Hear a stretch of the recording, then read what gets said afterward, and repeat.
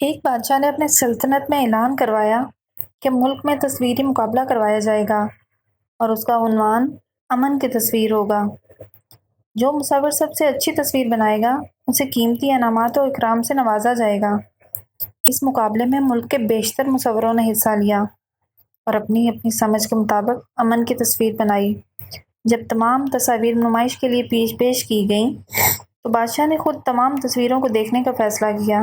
تمام تصاویر میں سے بادشاہ کو صرف 2 تصویریں پسند آئیں، لیکن انعام کے لیے تو صرف ایک تصویر کو چننا تھا۔ پہلی تصویر ایک پرسکون جھیل کی تھی۔ اس جھیل کو ایک آئینہ کی صورت میں پیش کیا گیا تھا۔ اس جھیل کو چاروں جانب سے ہرے بھرے پہاڑوں نے گھیر رکھا تھا۔ اوپر کھلا نیلا آسمان دکھایا گیا تھا جس میں روئی کی گالوں کی مانند بادل نظر آ رہے تھے۔ اس تصویر کو دیکھنے والا ہر شخص یہی کہتا کہ یہ تصویر امن و سکون کی صحیح تشبیہ ہو سکتی ہے۔ یقیناً بادشاہ اسے ہی منتخب کریں گے اور انعام اسی مصور کو ملے گا۔ دوسری تصویر میں پہاڑ تھے، مگر خشک چٹان اور کھردرے بے رونق پہاڑ دکھائے گئے تھے۔ ان پہاڑوں کے اوپر بہت غضبناک قسم کا آسمان دکھایا گیا تھا جو شدید بارش برسا رہا تھا۔ بادلوں کی گرج چمک نے اسے مزید دہشت ناک بنا دیا تھا۔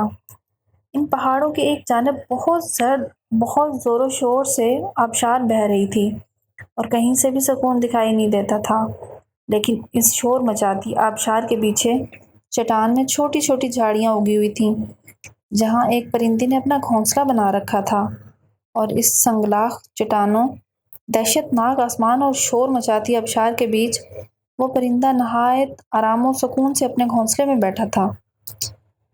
آپ کے خیال میں انعام کس تصویر کو ملنا چاہیے؟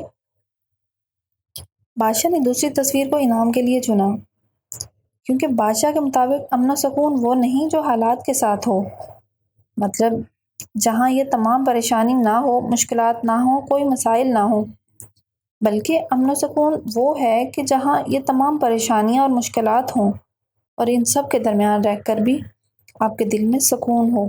زندگی کٹھن ہے، یہ ہمیشہ منصفانہ نہیں ہوتی۔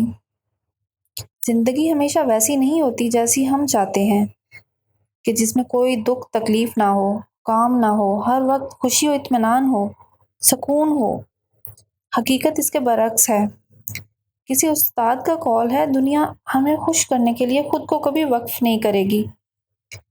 ہم تعمیری انداز اپنا کر ان تمام درد و کرب اور مصائب کا مقابلہ کر سکتے ہیں۔ مزہ تو تب ہے کہ ہم زندگی کی ان سب حقیقتوں کو قبول کریں اور اپنی صورتحال مزید بہتر بنائیں۔ اگر زندگی منصفانہ نہیں تو اس کا یہ مطلب ہرگز نہیں کہ یہ اچھی، سود مند اور مسرت بخش ہو سکتی۔ ان تمام مسائل کے ساتھ رہتے ہوئے بھرپور زندگی گزارنا صحیح زندگی ہے۔ سکون اور امن در حقیقت اندرونی کیفیات کا نام ہے۔